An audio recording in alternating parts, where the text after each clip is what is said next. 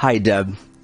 I know we celebrated your retirement a few weeks ago. However, we couldn't let you leave officially or retire without saying a few more words of gratitude for your amazing ministry, for what it means to us as a congregation, what it means to us as family, what it means to us as colleagues. And so as we prepare to say a final goodbye this Sunday, there are a group of us who wanted to make sure that we had a chance to tell you what you mean to us, what you mean to our church, what you mean as a parent, what you mean as a pastor. And so we also wanted that to share that with the world so that it would never be forgotten, the impact that you have made in your active ministry, as well as your time here at Naples United Church of Christ. Because indeed, in such a short amount of time, you have made us a better church and a more faithful people. And we just couldn't let you retire without reminding you of that and saying that one more time. But I can't say it alone. So there are a few people who are joining me to say that. Hi, Deb. This is Wendy Gayer, and I just wanted to say a huge thank you for all that you've done here at Naples United Church of Christ, for caring for us as a team, for our congregation, for all of the countless hours that you've sat with folks. A lot of times, oftentimes, it was some uncomfortable moments, but we needed you, and we're so thankful that you were there. I thank you for all of those moments that you shared with us and our worship team, that you have such a powerful message, and for all of the wonderful prayers that you've prayed, both ones that we've heard and the ones that you say silently at night for us. So thank you. We wish you the best. I'm Dave Heineman, Chair of the Board of Mission and Outreach, and I've had the pleasure over the last 4 or 5 years to serve along with the Reverend Deborah Kaiser Cross, who's been the clergy liaison to the Board of Mission and Outreach. And I have to tell you, it's really been a joy and a pleasure to serve with Deb. As you all know, she's got a wonderful can-do attitude about things, and it's really allowed our Board of Missions to take some different roads and travel some new and different paths in the past few years. And I'd like to just mention a few of those to you that I'm sure will be familiar to many of you. Deb certainly played a key role in establishing our Cans for Communion program, which is our monthly collection of food that helps provide food for the Grace Place Pantry and helps service the community in the Golden Gate area. Another example would be our alternative gift market, which is the market we run during the Christmas season and allows you, the congregation, the opportunity to buy gifts that are needed, items that are needed by our mission partners, and give them in the name of your family and friends. Another great program. And third, Deb's been wonderful in all the many different programs. We've worked with local organizations such as the Harry Chapin Food Bank. I can remember a time packaging about 2 tons of squash one morning with Deb. And she's also been a wonderful supporter of our seasonal offerings to so many worthy organizations like the Harry Chapin Food Bank or Habitat for Humanity or the Shelter for Abused Women and Children. I also think back on the program that we ran for Habitat of Humanity, where we were involved in financing and also building 8 homes for people in need in the Immokalee area. A great program that so many of us were involved with, and we're so thankful to Deb for her support. And finally, I'd be remiss if I didn't mention how Deb's wonderful work in building a close relationship with our congregation and the people for Guatemala. She's been a wonderful supporter there. She's led a couple of trips down there. She's taken some of us by the hand and led us through the streets and back roads of Guatemala and really helped us to understand what the needs are of many of those in countries so different from that of the United States and where we live here in Naples. So she'll be greatly missed. But I do wish, and as do all of those involved in our mission and outreach work, certainly wish she and David some wonderful retirement years. Thanks, Deb, for all your good work and your great help. Hi, I'm Chris Vandy Helderman. It is such a joy to be with you to congratulate Deb on her retirement, and I'll try to keep this short. But I am basically sitting here before you as an ordained minister and a lead pastor of a church because of my wonderful friend Deb and her encouragement and her support. And we, after a really long time of being in studies together and in spiritual formation groups, and hearing her wonderful preaching and all of her pastoral care, we were leading a women's retreat together. And one morning I woke up early because I'm a early morning person, and so is Deb. We are a lot alike, and we both need our coffee. And I told her about some really weird dreams I was having, and she was just listening, no judgment, just listening, asking open-ended questions. And then finally I'm like, do you know what this means, Deb? What do you think? And she just looks at me. She goes, do you want me to tell you what I think? I'm like, yeah. And she said, well, I think you should go to seminary and be ordained. I about fell out of my chair. I was like, what seminary? And ordained? And that was 10 years ago. So, Deb, I love you, love you, love you. You are my mentor. You are my friend. You are my vault. I'm so excited for you in this next season, this chapter that you are journeying toward. And congratulations. And I am looking forward to more coffee, lots of chats, and a big old hug real soon. Good morning. My name is Louise Brown, and as co-chair of the Stephen Ministry Program at Naples United Church of Christ, I've worked closely with Deb over the past 4.5 years. Deb, the training you have provided for the Stephen ministers and for the entire church has had a profound impact on my life and on the lives of so many. We've learned our Enneagram types, our spiritual types, and a number of spiritual practices. We've studied the Lord's Prayer, the Sermon on the Mount, Les Miserables, and so much more. I'm happy to have the opportunity today to say thank you from the bottom of my heart for your ministry here at Naples United Church of Christ. Hello, Mom. It's me. I thought I would send across a few of my favorite memories for your retirement video. But first thought maybe I would start with a little note on your legacy, because I think that's kind of why we're here, right? I'm so proud of you, of the woman that you are and the mother that you are. You've set such an incredible example for our family and for our communities that we've lived in.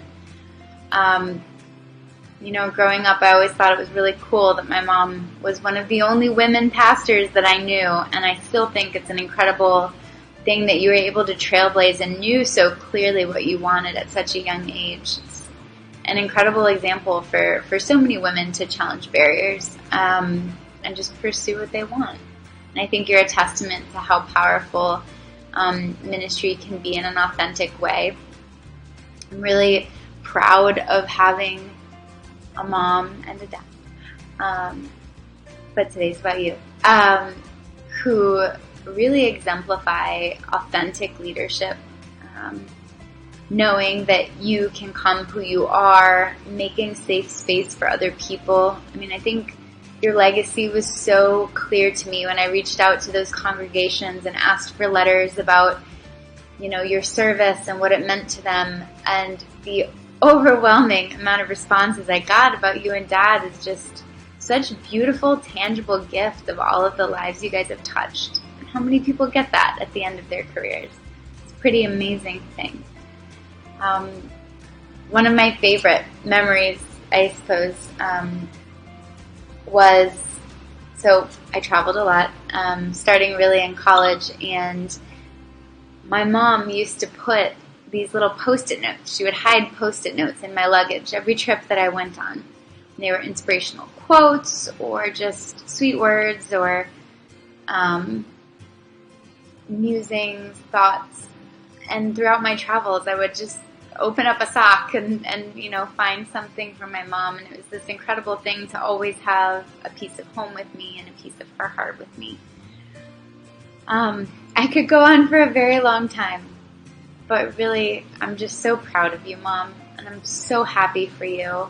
I'm proud that you're my mom. I feel lucky to have you as an example, and I'm just really excited for you and Dad for this next stage of your journey. So, congratulations. I love you. Hi, Deb. Happy retirement. It's been my pleasure to be your conference minister these last several years because it's given me the chance to witness your dedication to excellence in ministry, your compassion toward all the people you are invited to serve, and your commitment to the United Church of Christ.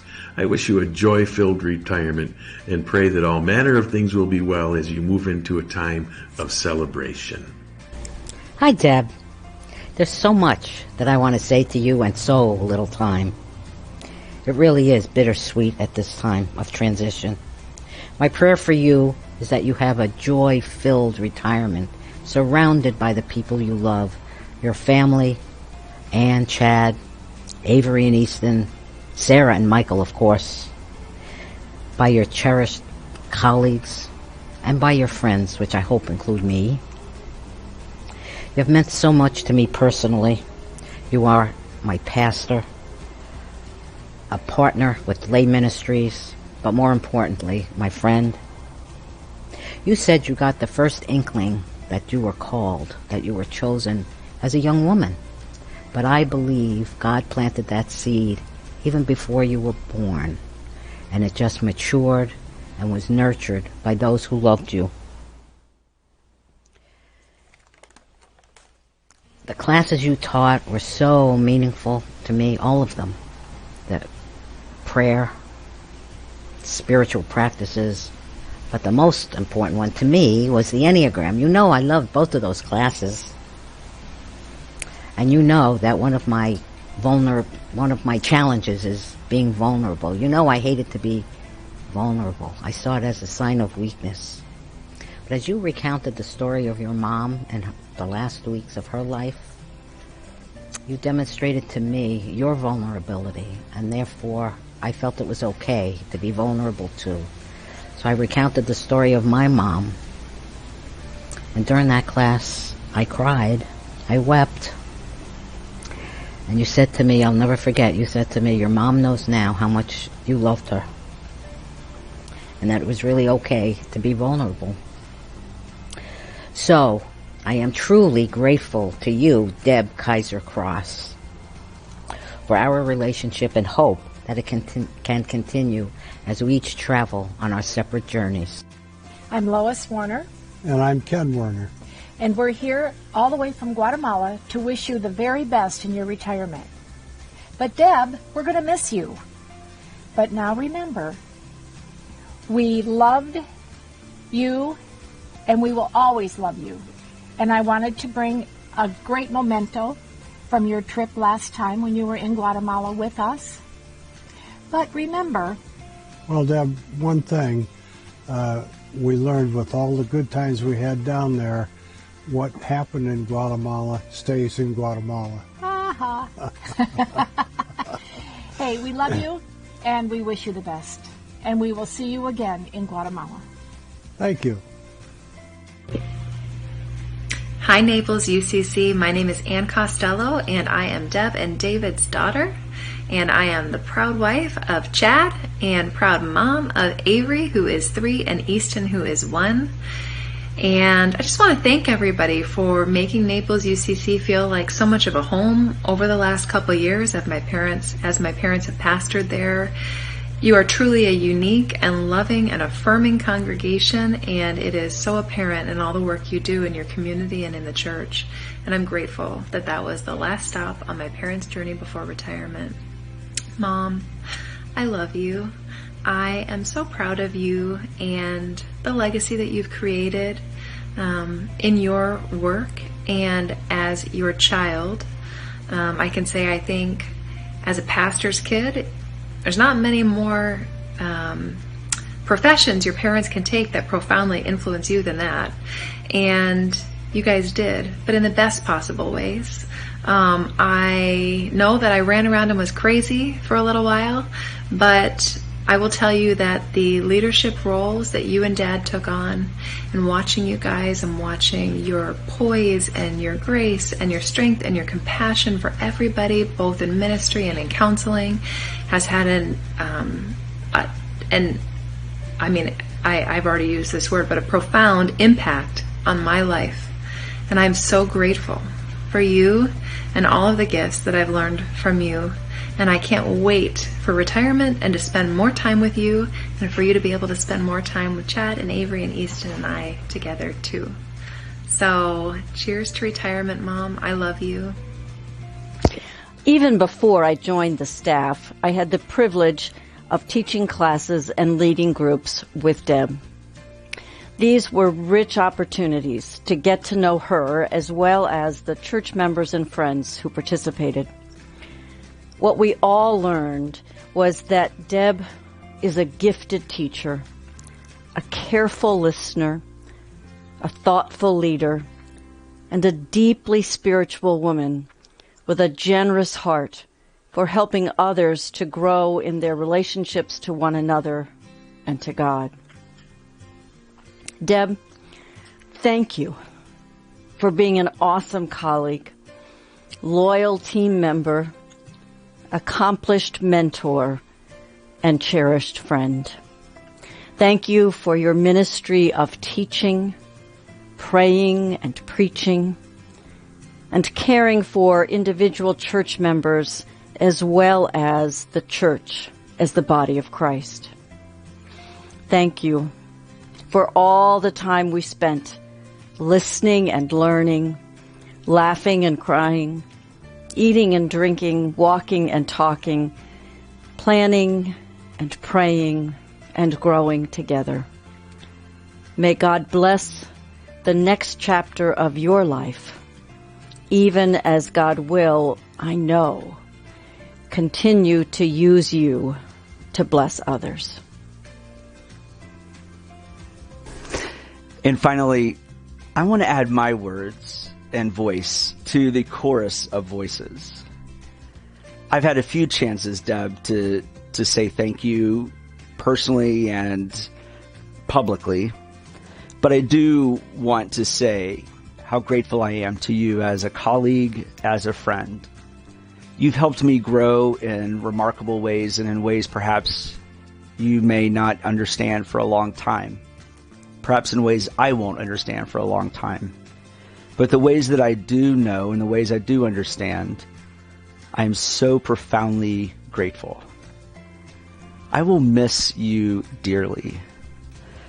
However, what I celebrate more than the grief that I feel is the opportunity for you to get to live into your role as a grandmother, as a consultant for pastors, and the opportunity to simply live and be, and to see what God unfolds in the next chapter. What I also know is that I have a deep belief that we don't really say goodbye. We say so long. I think that's rooted in the Christian tradition. Even at a time of death, we believe that we say so long until the next time that we are together. So I won't say goodbye because I think my heart and my brain won't let me do that just yet. But in closing, I had to share this image and this idea with you. One of my favorite films of all time is It's a Wonderful Life, the great holiday classic. Every December, I think you know by now, I set aside a night in December where I won't let anything get put on my schedule, where I can just go home and relax and watch the great classic. And of course, my favorite scene is at the end, where everything works out perfectly and it's all tied up in a nice bow. And at the end, as a home that was once filled with anxiety and concern and fear is now filled with love and celebration. And as they are surrounding George Bailey with song and generosity, he opens the book, Mark Twain, and he reads the inscription from his angel. And it says this: "Dear George, remember, no one is a failure who has friends. Thanks for the wings. Love, Clarence." So Deb, it's my deep hope and prayer that you would never think that any part of your ministry whatsoever would be a failure. But I hope that this video shows you how many friends and family love and care for you and are deeply and profoundly grateful for you. And finally, what I want to say to you is, both as a church, as a pastor, and as a friend, thanks for the wings. You are a gift, and we wish you every joy and happiness that retirement will bring you. You deserve it, and so much more. Congratulations.